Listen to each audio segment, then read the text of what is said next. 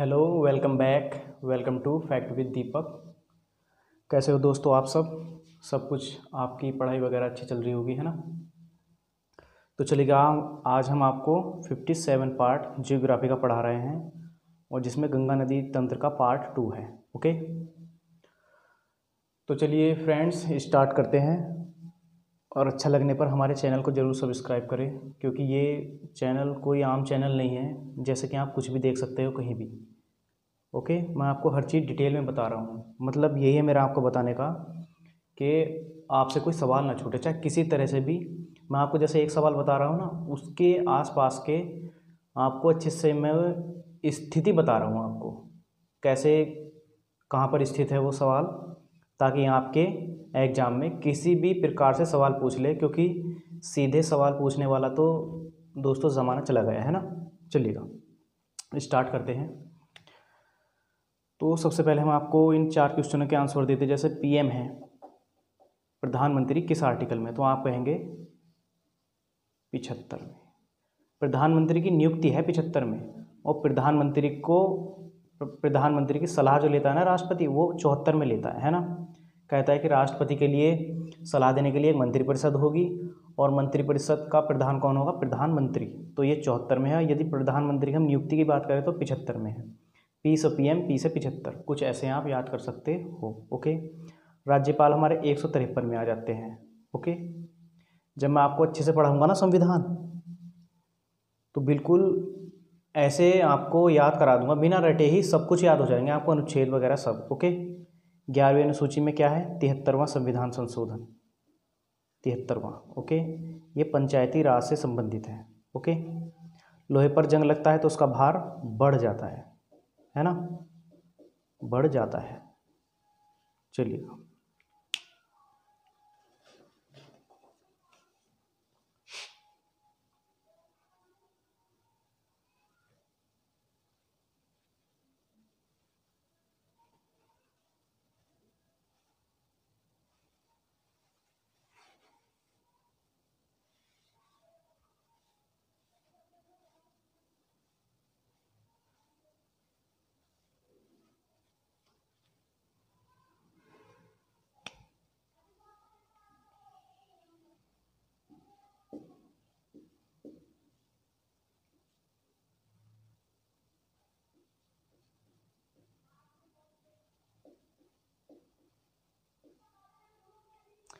तो चलिए फ्रेंड्स, आज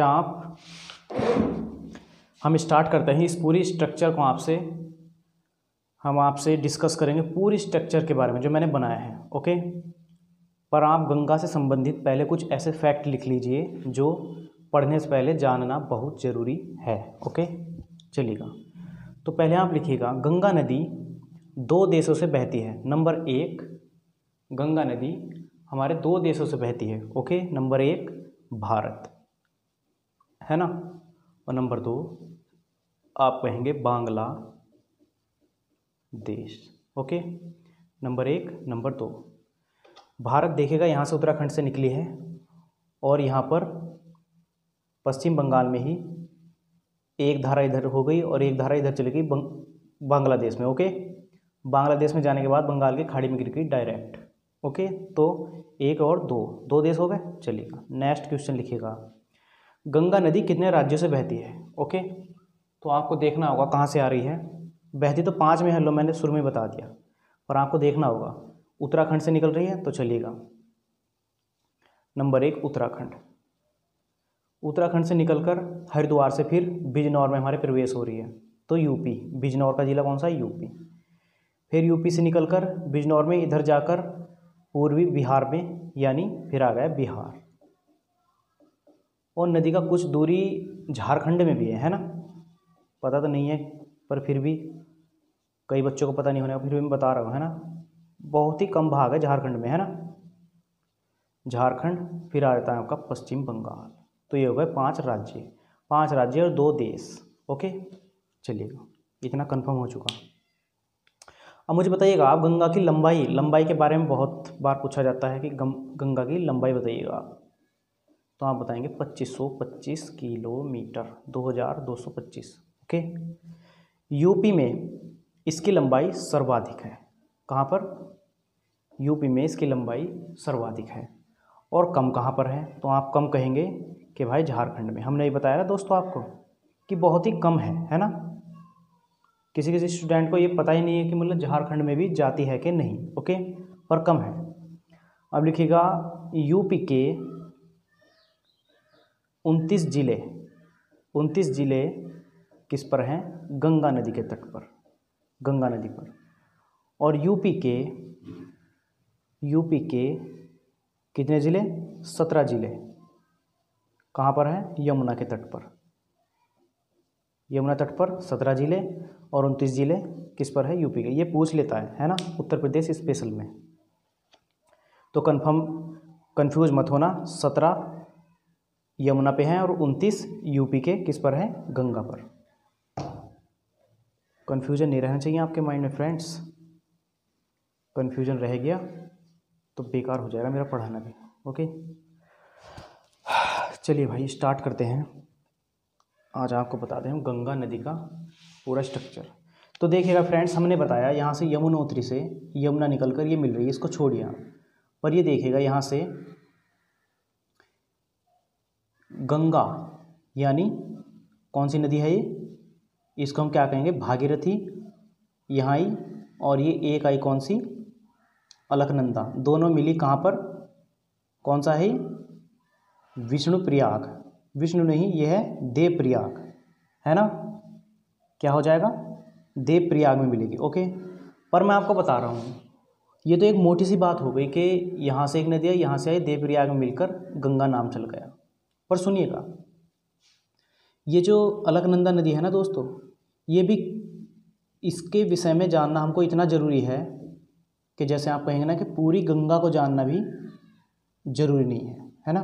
वो इसलिए बता रहा हूँ मैं, इस नदी से क्वेश्चन इतने पूछे जाते हैं कि पूरी गंगा से यहाँ तक भी नहीं पूछे जाते जितना इसका निर्माण जिन जिन से होता है, कैसे होता है ना। तो हम लेते हैं पहले अलकनंदा। तो आप हेडिंग डाल लीजिएगा, अलकनंदा नदी, अलकनंदा, है ना। अलकनंदा कहाँ से बनी? पहले तो आप अलकनंदा से पहले ये लिख लीजिएगा कि गंगा का निर्माण भागीरथी कहाँ से निकलती है? उत्तर प्रदेश के उत्तरकाशी जिले के, उत्तराखंड के उत्तरकाशी जिले के कुछ 3900 लगभग मीटर ऊपर, किससे? कौन सा होता है वो, क्या है? गंगोत्री से, है ना। उत्तरकाशी जिले के ऊपर गंगोत्री से निकलती है भागीरथी, ओके। चलिए भागीरथी की बात होगी, है ना। तो लिखिएगा फ्रेंड्स आप, अलकनंदा नदी, ये देखिए कौन सी आ रही है। हमने इधर से अलकनंदा निकाल दी है ना। अलकनंदा कैसे निकाल लेंगे? ये है, एक हम हिमानी बना रहे हैं जिसका नाम है संतोपंथ हिमानी। हिमानी का नाम, हिम का नाम जहाँ भी आ गया आप समझ जाना कि बर्फ़ के टुकड़े यानी ग्लेशियर की बात हो रही है ना। यहाँ से कौन सी निकलेगी? एक नदी निकलेगी, विष्णु गंगा। इसका नाम क्या है? विष्णु गंगा, ओके। विष्णु गंगा, देखिए ग्लेशियर एक ही है, ओके। एक निकलेगी यहाँ से धौली गंगा। इसका क्या नाम है? धौली गंगा, ओके।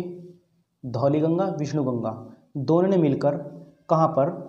विष्णु गंगा यानी विष्णुप्रयाग में, ओके। विष्णुप्रयाग, इसको कहेंगे विष्णुप्रयाग।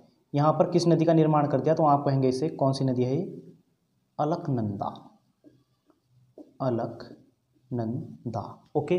जब अलकनंदा नदी का निर्माण यहाँ पर विष्णुप्रयाग में हो चुका है, तो अब ये अलकनंदा आगे चलेगी, ओके। विष्णुप्रयाग से जैसे ही अलकनंदा आगे निकली तो यहाँ पे एक नदी आकर मिल गई, ओके। इस नदी का नाम क्या है? पिंडार, है ना। पिंडार नदी कहाँ पर आकर मिल गई दोस्तों? ये देखिएगा कहाँ पर आकर मिल गई? कर्णप्रयाग, ओके। इसका क्या नाम देंगे हम? कर्णप्रयाग। मैंने कर्ण लिखा है ना। अलकनंदा चलेगा, अलकनंदा, फिर इसी नाम से अलकनंदा आगे बढ़ी, ओके। आगे बढ़कर अलकनंदा में एक नदी इधर से आती है, अलकनंदा। कहाँ पर? क्या है? विष्णु, कर्ण, रुद्र, है ना। ये क्या आ गया है यहाँ पर, रुद्रप्रयाग, रुद्रप्रयाग है ना, विष्णु कर्ण रुद्रप्रयाग, यहाँ पर है रुद्रप्रयाग। यहाँ पर आती है कौन सी नदी, एक नदी आती है मंदाकिनी, मंदाकिनी है ना, ये मंदाकिनी नदी इधर से आती है और अलकनंदा में मिल जाती है, कहाँ पर, रुद्रप्रयाग में। इस नदी का नाम आप याद रख लेना, मंदाकिनी। मंदाकिनी किसका पर्यायवाची हो जाएगा, गंगा का, ओके, मंदाकिनी है ना। सुरसरी, सुरसरिता यानी बड़ी, सभी सी कहे हैं, है ना। तो मंदाकिनी नदी इधर से आती है, पर मंदाकिनी नदी की विशेषता क्या है कि अभी जो आपने देखा था, किस सन में आया था वो, शायद केदारनाथ में जो तबाही मची थी वो इस नदी से ही मची थी, है ना। मंदाकिनी नदी है, इसमें कोई बर्फ़ का टुकड़ा, कोई बड़ा वाला, इसके ऊपर जो झील थी ना उसमें आकर गिर चुका था और झील उबल गई और इसमें पानी आ चुका था, और यहाँ पर कर्णप्रयाग तक, विष्णुप्रयाग के रुद्रप्रयाग तक पूरे में तबाही मच गई थी, है ना। रुद्रप्रयाग के आसपास इतने क्षेत्र में, आसपास जितने भी यहाँ पर घर थे ना, सारे तबाह हो चुके थे, रात बिरात सब बह चुके थे, ओके। चलेगा, ये तो हो गया हमारा रुद्रप्रयाग तक। अलकनंदा, यहाँ भी अलकनंदा है और यहाँ भी अलकनंदा है, यहाँ से आगे चलेगी तो भी अलकनंदा होगी, नदी अलकनंदा ही रहेगी, ओके। चलेगा, अब आ जाता है कौन सा दोस्तों, हमारा देवप्रयाग है ना, देवप्रयाग, अलकनंदा, यहाँ भी अलकनंदा ही है, पर इस अलकनंदा में एक नदी आती है, कौन सी, भागीरथी। क्या नाम है इस नदी का, भागीरथी।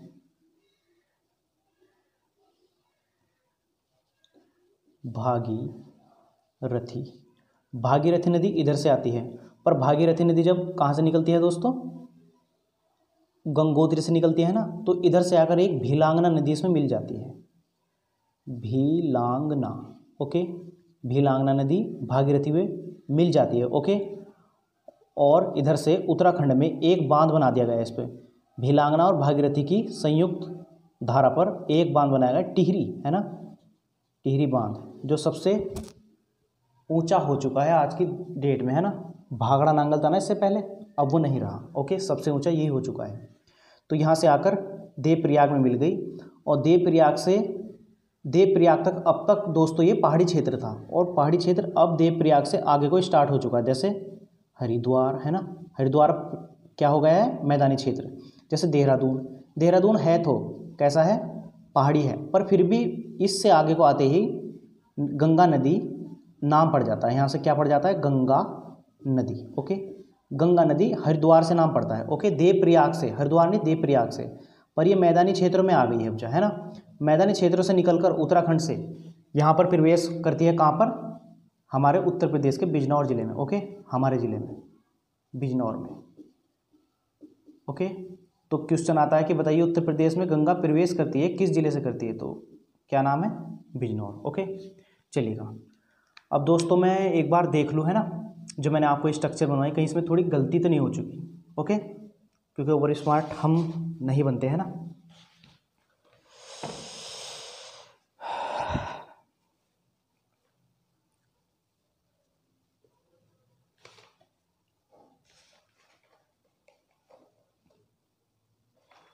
आंखें कहती है बैठ तू मेरे रूबरू, तुझको देखूं इबादत करता रहूं,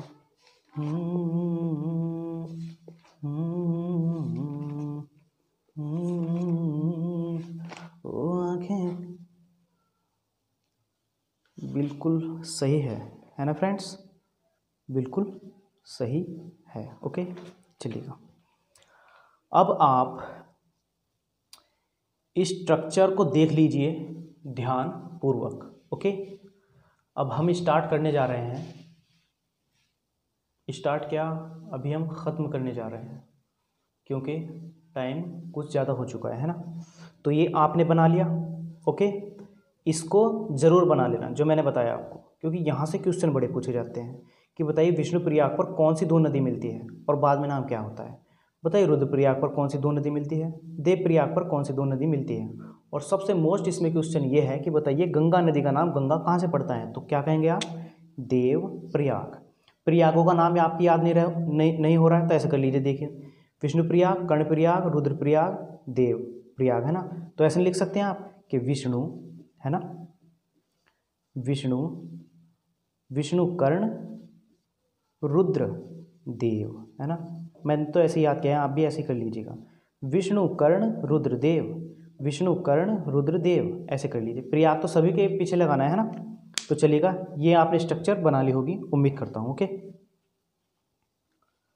बनानी बहुत ज़रूरी है फ्रेंड्स, ये अक्सर क्वेश्चन बनते रहते हैं।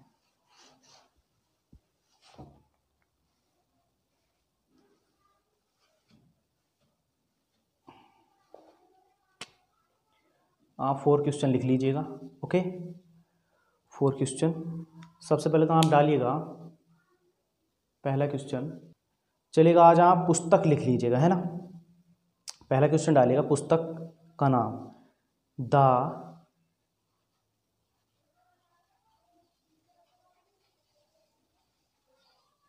और चल बेटे और चल।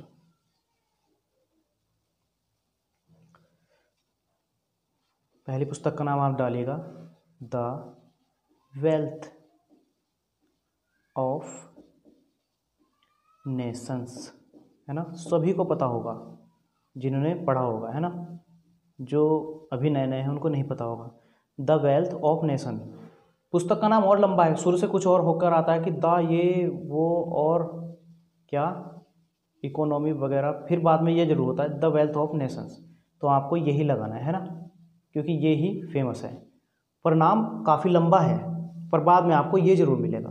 ओके, मैं ये आपसे बार बार बता रहा हूँ क्योंकि मेरे सामने कई बार ये क्वेश्चन एग्जाम्स में आ चुका है और कई मैंने प्रैक्टिस सेट में भी देखा है। ओके, नंबर 2 लिखिएगा। नंबर 2 लिखिएगा आप Republic, Republic, Republic, Republic. Okay, number 3 लिखिएगा आप प्रिंसिपिया,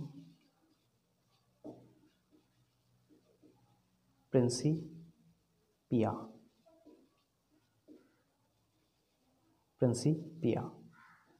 नंबर 4 आप लिखिएगा, नंबर 4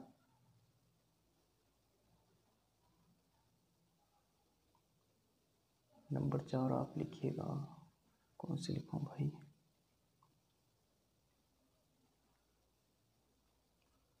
नंबर 4 आप लिखिएगा अर्थशास्त्र।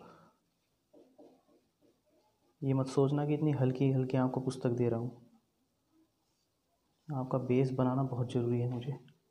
तो चलिएगा फ्रेंड्स, ये 4 पुस्तक हैं, the wealth of Nations, Republic, Principia, अर्थशास्त्र। इनके आपको लेखक बताने हैं कमेंट में। ओके, ज़रूर बताएं, मुझे अच्छा लगेगा। चलिए फ्रेंड्स, मिलते हैं कल तक के लिए नमस्कार।